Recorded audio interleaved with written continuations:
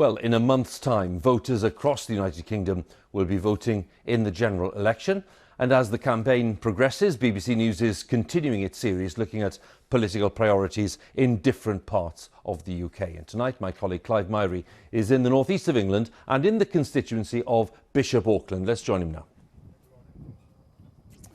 Thanks, Hugh. What a fascinating constituency this is. The town of Bishop Auckland is itself proud of its industrial past, the railways and coal mining, but the death of traditional industry has hit this area hard, and there is a sense that the town has never really recovered. Politically, it's also a bellwether for the rest of the northeast. Well, the constituency is a mixture of post-industrial towns, pretty market towns and agricultural communities. Historically, it's been a Labour stronghold in general elections, and barring 4 years in the 1930s, Labour has held Bishop Auckland since 1918, but this majority has been slowly whittled away over the years. It's now down to just over 500 votes, and that's made it a key Conservative target in this election. When it comes to Brexit, it was a decisive vote, with 61% of people here choosing to leave the EU. Well, in the 2 days that we've been here, we've spoken to a number of people who feel this place has been forgotten since the heyday of its industrial time, when Bishop Auckland was truly on the map. It's white-shirted Bishop Auckland in the Amateur Cup final at Wembley. There was a time when the whole country knew of Bishop Auckland. Warren Bradley centres. Its footballers lit up terraces the way the region's coal lit up homes. The team's fans, working miners and families. Their political allegiance, always to Labour. The whistle's gone and Bishop Auckland have made their hat-trick. But there's been disappointment at the forgetting that this place exists since the pits closed, when the football was good. And now there's anger for some at this working men's club, that Labour's handling of Brexit, they say, is a final kick in the teeth. Ask Kevin, an NHS hospital worker switching from Labour to Tory. It's not just me being ignored or the North East, it's the 17.4 million people who voted to leave. And you're fed up of that? Absolutely fed up. I've had it up to here. Ask Shannon, silent witness to thousands of conversations.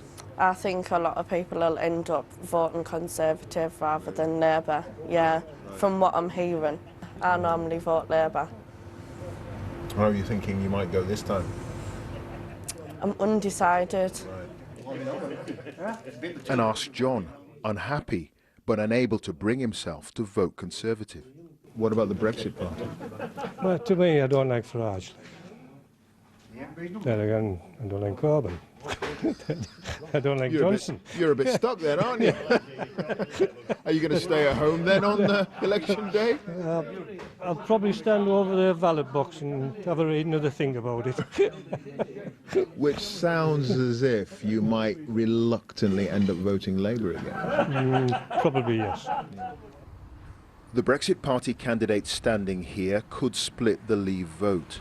But as allegiances shift, a changing of the political weather wouldn't be down to just Brexit. Years of neglect will play their part too. Auckland Castle, with its priceless paintings, has been restored with money from a local multi-millionaire. Jonathan Ruffer is also financing museums, galleries, gardens, shaming past governments of all stripes. The purpose of what we're doing is to help a community find itself.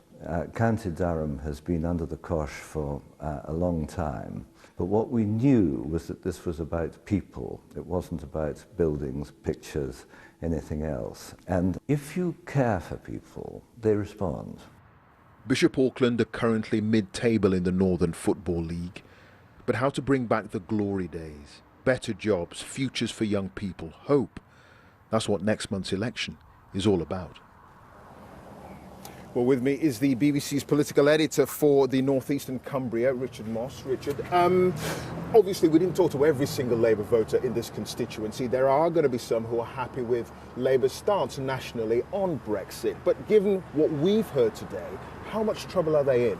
Well, Labour candidates in seats like this across the North East will say they do have two problems on the doorstep. One is Brexit, the other one is Jeremy Corbyn, because they're finding it very difficult to persuade voters to give him a chance. They sometimes like his policies, but they have a real hostility to the Labour leader. In addition to that, they're facing a Conservative Party that's learnt some lessons from 2017, and he's not just banging on about Brexit constituencies like this, he's talking about more police on the streets, investment in schools and hospitals. The challenge for the Tories is, though, can they convince communities like this that were affected by austerity that they are the party that will put it into reverse? Can they overcome the fact that they, unlike Labour, don't have the kind of electoral machine and history in places like this that still does matter? And the third complication, the Brexit Party, still standing in seats like this in the North East. Now, they hope that they'll do as much damage to Labour as they do to the Conservatives. But actually, you know, Conservative candidates in seats like this would bite the hands off of Brexit Party candidates if they said, look, we'll leave Labour and the Conservatives to it here. So they will not count on seats like this, even though Labour bonds are being stretched to the limit until the votes start being counted on December the 12th. Indeed.